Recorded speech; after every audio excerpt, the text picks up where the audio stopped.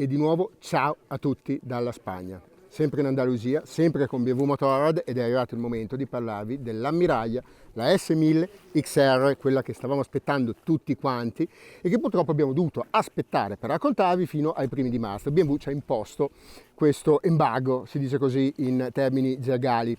S1000 XR che conoscete già perché l'abbiamo già raccontata all'EICMA, ve l'abbiamo fatta vedere e raccontata nei minimi dettagli in termini statici, quindi ci rinfrescheremo semplicemente la memoria perché so che quello che vi interessa è sapere come va la nuova versione della crossover BMW motorizzata col motore della S1000 RR. Sarebbe stato un peccato sprecare un così bel doppiaggio, giusto? Della Superbike BMW 4 cilindri che abbandona la distribuzione a fasatura variabile shift cam perché qui sinceramente non ce n'è bisogno, ci vedremo dopo, e lo declina in una versione che ci immaginiamo in futuro anche legata a una naked, ma appunto in versione crossover da Mazda Cristiani, come tradizionalmente dal 2015 quando è arrivata la prima versione è sempre stata la S1000 XR. Andiamo a vedere un attimo come è fatta e poi dopo vi porto in sella con me sulle meravigliose strade andaluse per raccontarvi come va. L'avete già vista, sapete già come è fatta, guardiamo solo un attimo i dettagli. Allora, bella equilibrata anche in questa versione grigia, non grintosissima, forse il bianco rosso ai più sportivi piacerà di più, ma vi assicuro che anche così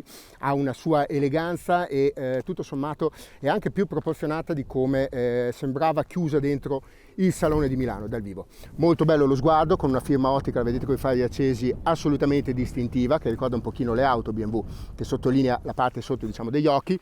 Presa d'aria mostruosa frontale, auguriamo a nessun volatile di finirci là dentro, un radiatore naturalmente proporzionato alle prestazioni di un motore di derivazione Superbike. Allora, qui vediamo appunto il 4 cilindri protagonista di questa belva, 4 cilindri da 165 cavalli e 114 Nm, una mostruosità tenuta sotto controllo naturalmente dall'elettronica, dalla stessa elettronica che trovate sulla cosiddetta WR, quindi massima sicurezza e massima sfruttabilità delle prestazioni, perché comunque stiamo parlando appunto di una Mazda Cristiani, ve l'ho già detto e mi piace ripeterlo perché comunque effettivamente di questo si sta parlando. Elettronica, dicevamo, allo stato dell'arte, che ormai conosciamo già, bellissimo il cruscotto TFT da 6,5 pollici, con tra l'altro molto bella la visualizzazione sport che ormai non manca mai su modelli di maggior prestigio di BMW, la possibilità di ottenere 4 riding mode che qua sono di serie, quindi qui avete anche il Dynamic e il Dynamic Pro, configurabile dall'utente attraverso un menu davvero completissimo e abbastanza intuitivo. Si possono regolare, pensate, separatamente anche il controllo di trazione, l'antimpennata, la gestione del freno motore, quindi avete la stessa elettronica che c'è sotto la Superbike, la super sportiva.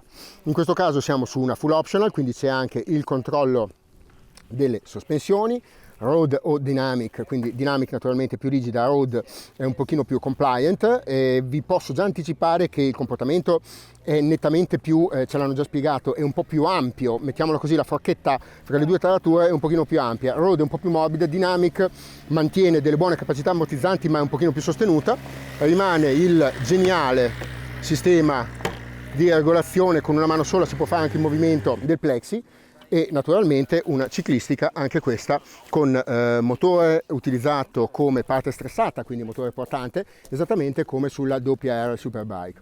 Manca, vi ho detto, lo shift cam, ovvero il sistema di distribuzione a fasatura variabile che ha debuttato sui Box 1250 e sulla S1000 AWR. Perché manca? Molto facile, non c'è bisogno di tutta quella cattiveria in alto che non sarebbe sfruttabile qui sulla S1000 XR. Il sistema shift cam su 4 cilindri entra in azione a 9000 giri quando già in seconda perdereste la patente su qualunque autostrada italiana o europea, fatto salvo qualche tratto a velocità libera. È vero, l'S1000 XR non è nemmeno del tutto fuori contesto in pista, perché al netto della posizione di guida, che chiaramente è un po' più rialzata, un po' più comoda, le prestazioni, le capacità dinamiche le consentono di affrontare la pista. Non è un caso che qualche anno fa abbiamo utilizzato la sua progenitrice per un confronto di gomma proprio in pista per le gomme sportive, ma dicevamo naturalmente non c'è bisogno, è cambiata anche la rapportatura interna, sono cambiate diverse cose perché non è semplicemente stata tolta la fasatura più spinta, ma naturalmente tutti i condotti, la distribuzione e quant'altro sono stati ottimizzati per l'uso del S1000 XR, quindi una moto che deve dare il meglio. Adesso provo a farvi vedere ai medi regimi, diciamo medi e medio alti, quindi se usciamo per un attimo dalla modalità sport, qui vedete una linea bianca maggiormente demarcata che indica l'utilizzo ottimale, quindi fra i 4.000 e i 10.000 giri, dove c'è una coppia che fa veramente spavento. Qui vedete è collegata l'app BMW Motorrad che vi permette di rivedere a bocce ferme intanto il viaggio che avete fatto e comunque tutte le impostazioni, vi avviso sulle scadenze di manutenzione, e quindi insomma un pacchetto davvero completissimo con poche rivali. A noi in questo momento, a me ne viene in mente soltanto una che abbia un propulsore di derivazione Superbike, ma è diciamo indietro di una generazione, è rimasto alla bicilindrica. Ma insomma lo sappiamo tutti, a brevissimo di rivali ne arriverà un'altra, 4 cilindri questa volta a V, quindi chissà come si comporterà. Io nel frattempo intanto mi accontento di giocare con questa qui, portarla su queste meravigliose curve di questa strada andalusa nei pressi di Almeria e raccontarvi come va. Dimenticavo, scusate, prima di partire, tanto vale parlare un attimo del prezzo, 17.600 euro è il valore di partenza. La 6000 XR, piace BMW sottolinearlo, è molto più completa del modello precedente, già di serie ci sono i 4 riding mode, c'è l'attacco per le valigie, ci sono tante cose che sulla prima non c'erano sul modello di serie, quindi in realtà non è aumentato più di tanto il prezzo. Chiaramente con tutti i pacchetti optional si può andare molto oltre. Un collega si sta divertendo moltissimo a solleticare i 4 cilindri della 6000 XR. Dicevamo, si può andare molto oltre. La cosa interessante è che i pesi non sono confrontabili perché con la dotazione di serie che c'è, quindi gli attacchi delle valigie e diversi altri dettagli, la S1000 XR di nuova generazione in realtà risulta 10 kg più leggera rispetto alla precedente. Voi siete curiosi di sapere come va? Io sì. Quindi adesso bando alle ciance, partiamo e andiamo su questa bellissima strada curve e vi racconto direttamente dalla sella come va. Forza che andiamo! E ragazzi, eccoci eccomi finalmente in sella all'S1000 XR 2020. La vecchia era già una delle mie moto preferite, aveva qualche difetto, lo sapete tutti, vibrava veramente un pochino troppo alle velocità autostradali, quindi potete immaginare la mia curiosità nello scoprire come va questa nuova S1000 XR. La strada è bellissima, come potete vedere, temperatura che adesso è gennaio, quando vedrete voi questo video sarà il 2 di marzo, temperatura che come potete vedere è molto lontana da quelle che abbiamo noi in Italia a gennaio, quindi ci sono tutti i presupposti per godersela al meglio. Intanto vi invito ad abbonarvi gratuitamente naturalmente al nostro canale YouTube, a mettere un like al video se vi piace, mettete anche il pollice verso se non vi è piaciuto, impareremo dai nostri errori. Attenzione ciclista, queste sono strade meravigliose anche per pedalare, importante rispettarsi a vicenda. Allora, che dire dell'S1000 XR? Intanto che la nuova ergonomia, perché è cambiata la correlazione pedane, manubrio, serbatoio, a me piace moltissimo. È un pochino più carica davanti, come si conviene a una moto che comunque ha una marcata indole sportiva. BMW per prima dice che se volete puntare a fare anche solo un po' di fuoristrada dovete affidarvi al GS e non all'XR. Dicevamo una moto un pochino più sportiva, anzi scusate, marcatamente più sportiva rispetto al GS, e quindi più carico davanti, una posizione più raccolta, un manubrio un pochino più stretto che garantisce un maggior controllo nella guida sportiva. È comunque molto comoda, ci si può muovere in sella non molto dal punto di vista longitudinale, dietro si rimane molto accolti, molto racchiusi dal cuscino che poi è la sella del passeggero, però la posizione è comoda, neutra, che garantisce un controllo perfetto. Il nuovo cruscotto TFT è uno spettacolo, lo si legge benissimo da qualunque angolazione, sotto luce piena e quant'altro, come giustamente si può aspettare su una moto di questo livello. Come dicevo, le finiture sono all'altezza della moto, è vero c'è qualche plastica non bellissima magari, però insomma siamo ampiamente nell'ambito della tollerabilità, anche perché la nuova S1000 XR ha veramente praticamente tutto di serie. Ci sono le sospensioni semiattive, pensate, c'è solo la modalità Pro autorivellante, quindi quelle sostanzialmente attive che si pagano come optional. Ci sono i 4 riding mode, c'è l'elettronica ai massimi livelli, quindi quella della doppia R della Superbike. Di fatto potete aggiungere semplicemente lo Shift Assistant Pro, ovvero il Quick Shift, quello più raffinato, e i fari cornering che insomma abbiamo visto ieri sera tutti quanti una dimostrazione della loro efficacia. Insomma, se la volete usare di sera fateci un pensierino. Naturalmente ci sono diversi altri optional che fanno lievitare il prezzo da 17.600 verso quota 20.000 chiaramente, ma sono molti meno che in passato. L'S1000 XR, lo ripeto, ve l'ho detto prima quando ne parlavo a livello statico, è una moto estremamente completa, già come pacchetto di serie. La dinamica cosa vi posso dire? Ragazzi, allora, intanto affrontiamo, come dicono gli inglesi, l'elefante nella stanza. Il difetto della precedente erano le vibrazioni. Qui le vibrazioni non sono proprio sparite del tutto, perché stiamo parlando comunque di un 4 cilindri in linea, però sono state molto ridimensionate. Il motore quindi è veramente notevole. C'è una spinta bellissima, pastosa, con tutti i riding mode. Naturalmente il Rain è un pochino più diciamo così ammorbidito, soprattutto nella risposta ai bassi. La potenza rimane uguale, è un po' più gentile in accelerazione. Il Road è quello che, come al solito, è quello un pochino più equilibrato. Il Dynamic, scusate, è un pochino più emozionante. Il Dynamic Pro naturalmente vi consente di configurare tutti i parametri a piacimento, insomma sostanzialmente è una modalità user che potete settare come preferite. Il motore, dicevo, ha una furia veramente fenomenale, una grinta agli alti spettacolare, spinge naturalmente come solo un 4 cilindri in linea di derivazione Superbike sa fare, e con una voce allo scarico meravigliosa. Adesso guardate, mi perdonino i moralisti, ma voglio proprio a tutti i costi farvi sentire come ringhia questo 4 cilindri. Sentite? Superiamo di qualche cosa forse il limite di velocità, ma ne vale la pena. E poi molta attenzione, perché appunto è un attimo con 165 cavalli raggiungere velocità con cui vi tolgono la patente anche in autostrada, e cominciamo a guidare di buon passo. Già detto del motore, che consuma qualche cosa, ma non come mi aspettavo, molto sinceramente. Ho visto dei valori attorno ai 6 litri per 100 km. È molto facile comunque arrivare a consumare 8,5-9 km se esagerate con l'acceleratore, e la tentazione è forte, anche perché avete sentito che razza di rumore emette lo scarico.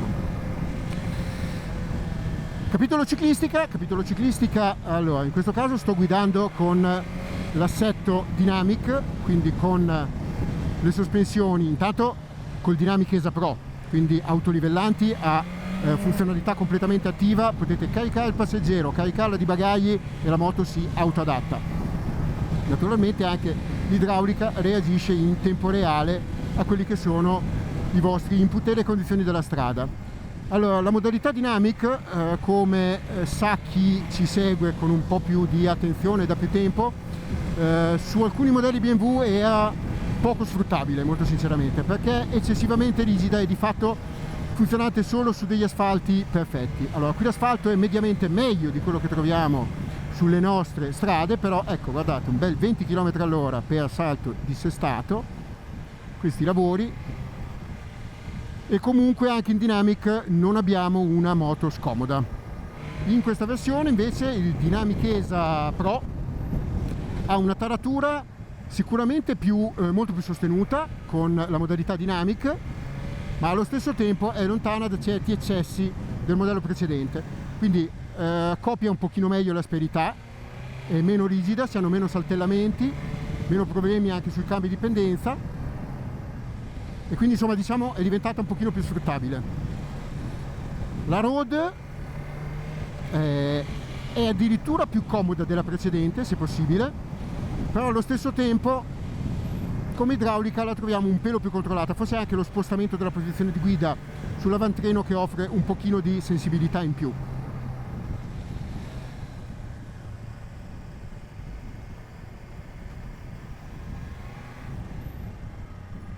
Impianto frenante, davanti troviamo un doppio disco poderoso, lo stesso impianto dell'S1000 WR e la Superbike, quindi le pinze Hayes, tanto criticate sulla carta, ma che poi dopo, se avete visto la nostra comparativa delle supersportive, si sono rivelate ampiamente all'altezza della situazione, anzi hanno sofferto di fatica meno di impianti un pochino più blasonati, quindi niente da dire, bel comando, molto modulabile, pronto e potente in ogni situazione.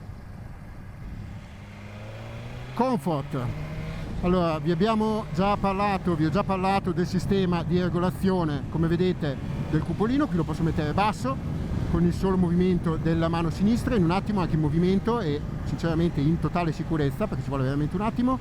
In posizione bassa se lo si gode probabilmente d'estate. In posizione alta, a me che sono alto 1,72 m circa, lascia scoperte sostanzialmente solo le spalle, quindi buon comfort anche in un tratto autostradale che abbiamo percorso prima. A velocità autostradale, ma anche un po' più su, si va tranquillamente protetti e coperti.